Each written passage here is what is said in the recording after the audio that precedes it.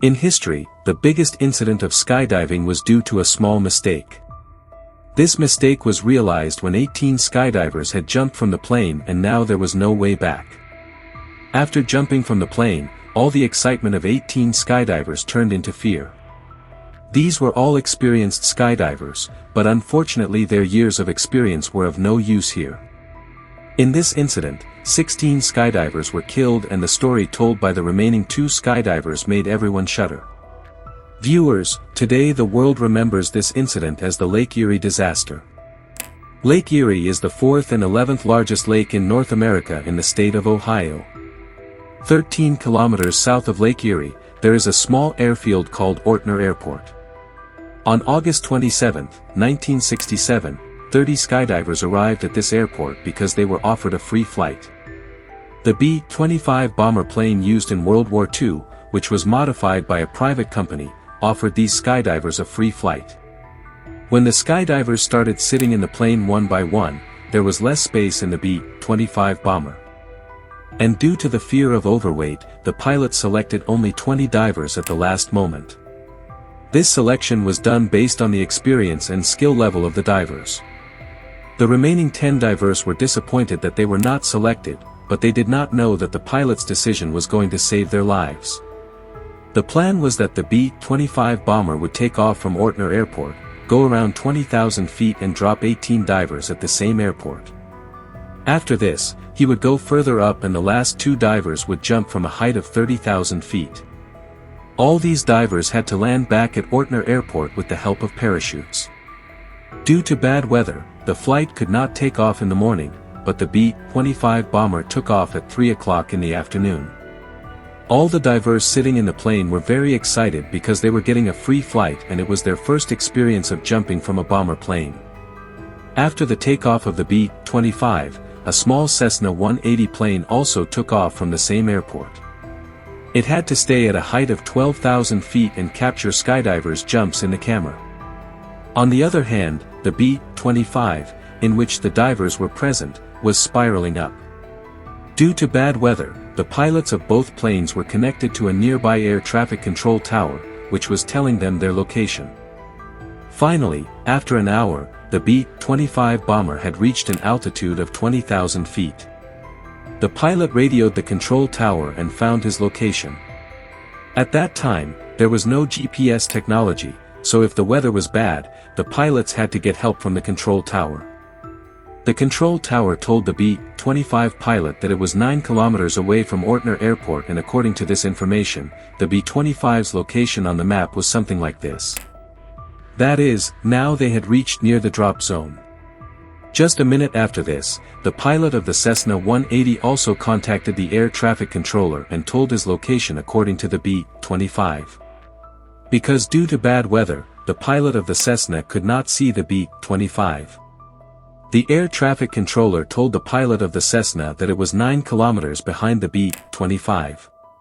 That is, if you look at the map, if the B-25's location was 9 kilometers away from Ortner Airfield, then the Cessna's location was 9 kilometers behind the B-25 and 18 kilometers away from Ortner Airport. After a few minutes, at an altitude of 20,000 feet, the B-25's pilot found his location again, and this time the controller told him that he had now reached Ortner Airport. On this, the pilot indicated to 18 skydivers to jump. That small mistake that was going to kill the skydivers, it had actually happened. But for now, no one knew. The temperature at this altitude was minus 30 degrees Celsius.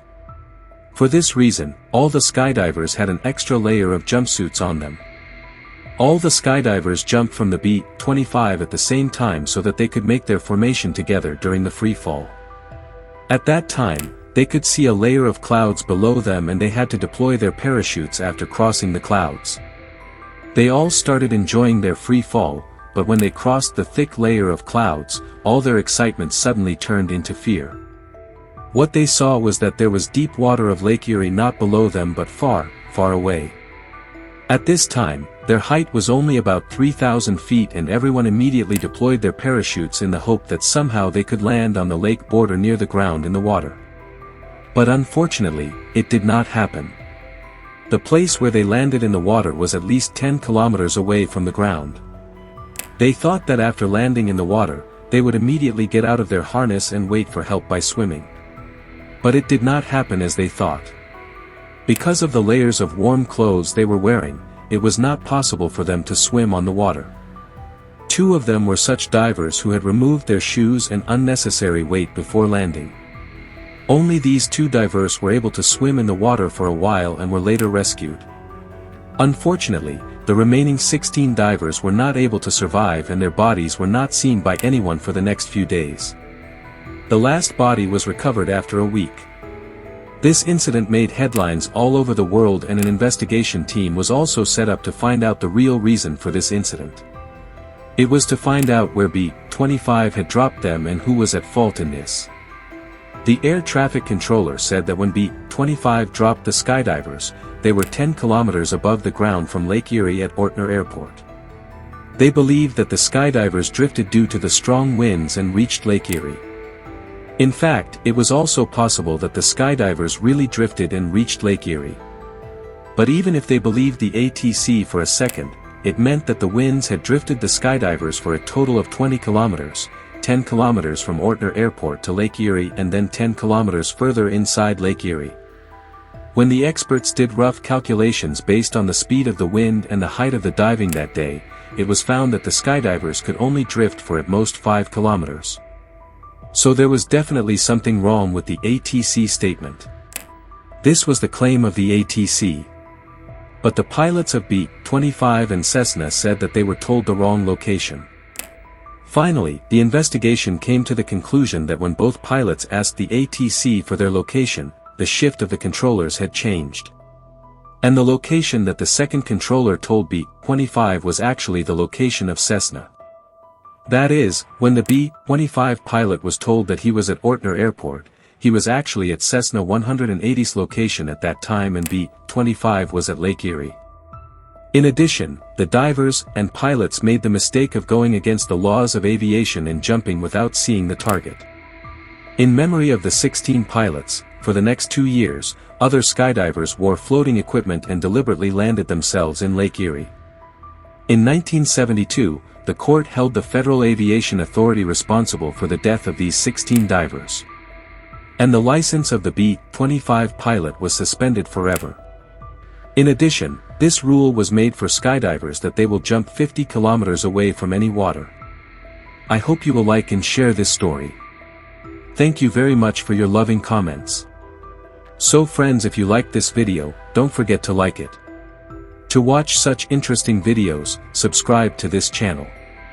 And after that, click on the bell icon, so that you get the notification of all the new videos of this channel. Take good care of yourself.